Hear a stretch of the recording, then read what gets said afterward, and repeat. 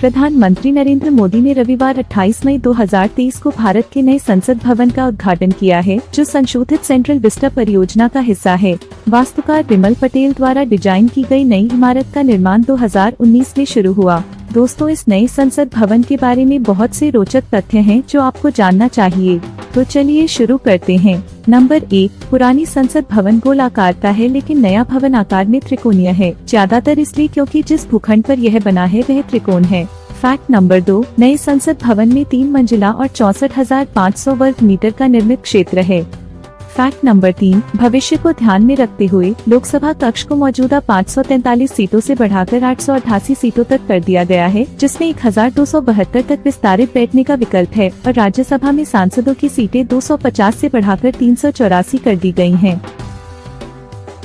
Fact number 4, media कर्मियों को समर्पित 530 सीटों सहित मीडिया के लिए विशेष सुविधाएं प्रदान की जाएंगी और आम जनता के लिए संसदीय कार्यवाही देखने के लिए गैलरी भी उपलब्ध होंगी, जिससे हर सीट से सदन का स्पष्ट दृश्य सुनिश्चित होगा।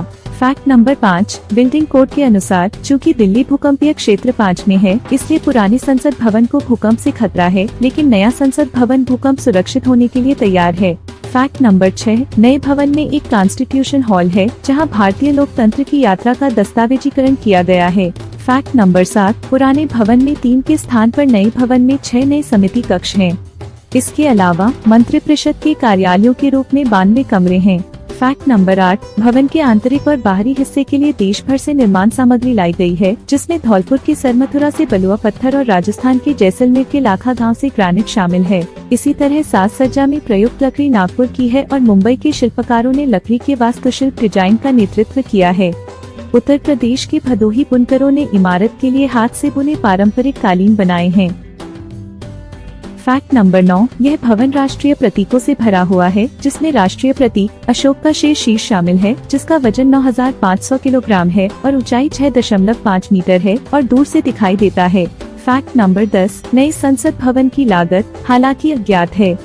शुरुआती ठेका टाटा प्रोजेक्ट्स को 861.9 करोड़ रुपए में दिया गया था, लेकिन जब तक परियोजना शुरू हुई तब तक लागत बढ़कर 971 करोड़ रुपए हो गई। तब से सरकारी अधिकारियों का कहना है कि लागत 1,200 करोड़ रुपए हो गई है।